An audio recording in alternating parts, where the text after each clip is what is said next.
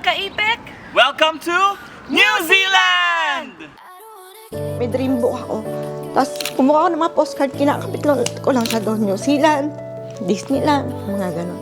Tapos gumugupit ako ng tawag dito, Oreplano, nilalagay ko lang doon.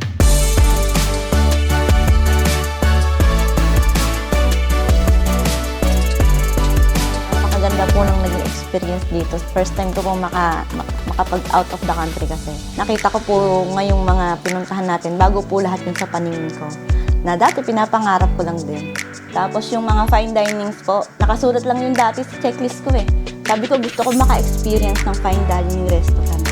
Hindi ko alam na libre ko palang makukuha yun. Kung hindi po siguro dahil sa Ipek Homes, hindi ako makakapag-travel abroad.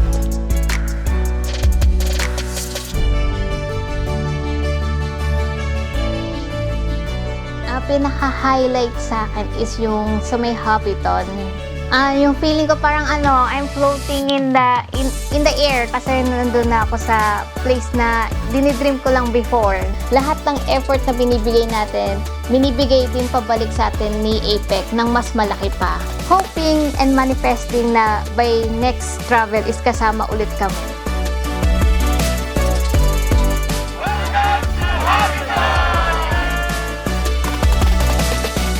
Siya yung nakasanayan kong travel kasi super jam-packed, super full of adventure.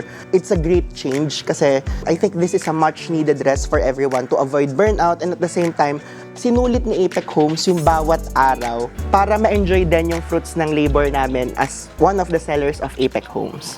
OMH with Ipek Homes in New Zealand! Magandang buhay!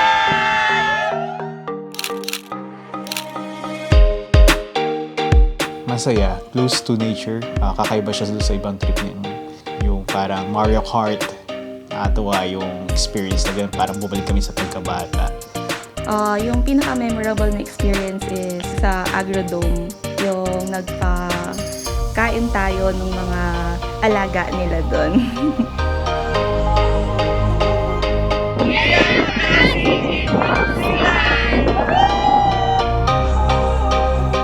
Actually, we are truly grateful again with Ipek Homes for this opportunity to be with the team. This is our first time to join Ipek Homes Travel Incentive and it motivates us a lot to do more and to excel.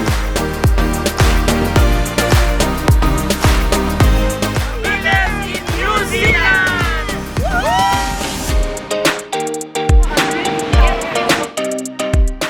Sobrang masaya po, sobrang hindi ko in-expect. Dahil kay Ipek, nakapunta ako ng New Zealand! Di naman din lahat ng tao may chance, may opportunity na makapunta sa lugar na ganito. Iba ang pakiramdam na nakapunta ka sa New Zealand, diba, na all expenses paid. Kung asan man si Ipek, gusto din po naming sundan kung asan man po si Ipek pupunta.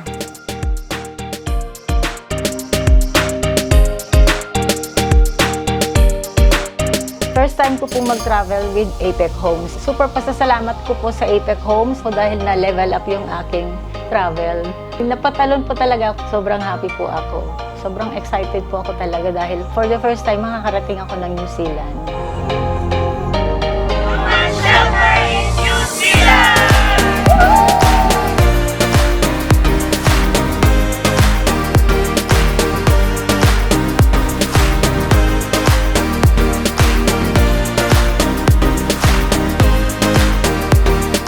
Sobrang memorable tong experience na to since ito yung first time na international travel ko with Ipek Homes.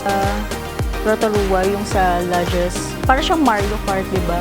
Alam ko anong gagawin ko pero sobrang worth it nung experience nung time na yun. Ang saya sa feeling na nagbunga lahat ng pinaghirapan mo last year. Sana hindi ito yung maging last travel ko with Ipek Homes.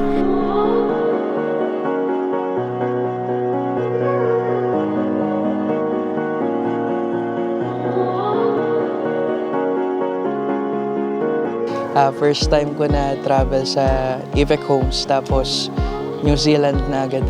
Yung klima, yung nature, sobrang sarap ng hangin. Yung sa Agrodome, kasi sa Agrodome, minsan lang ako makakakita ng sheep, tapos papakainin mo sila. Ayun, sobrang saya, kaya mahirap hindi makakota.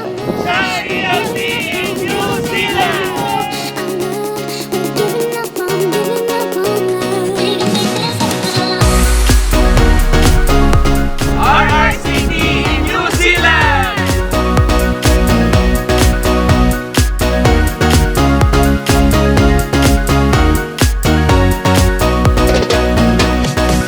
Well, this is my first time in New Zealand and my first time joining the APEC tour incentive. Wala akong ginastos coming from my own pocket except yung pasalubong. All expense paid, sagot ni APEC. Pag-process ng visa, pagkuha ng ticket, hanggang sa accommodation. So especially itong New Zealand, oh my gosh, I can just imagine 7 to 8 of us going here, all expense paid. We enjoyed it. Thank you, APEC. Rompex in New Zealand!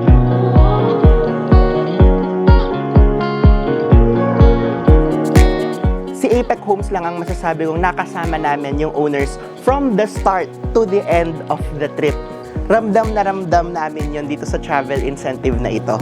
This is a challenge para galingan this 2026. May this serve as an inspiration and I hope that you get to experience the magic that we experience dito sa travel incentive natin. Ibabalik nila, susuklian nila lahat ng hard work natin.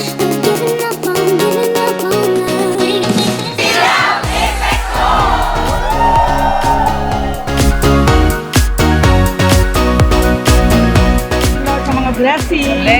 Thank you sa mga brokers at kasama lahat dito sa APEC Homes. Yes. Happy lang palagi pag nasa APEC Homes ka. Thank you, APEC Homes.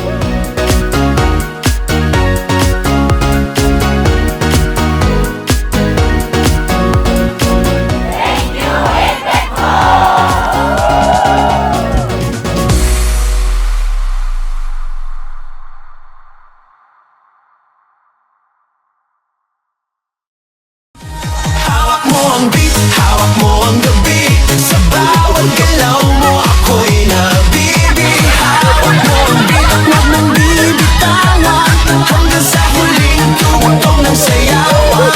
Hawak mo ang beat, sa ilaw at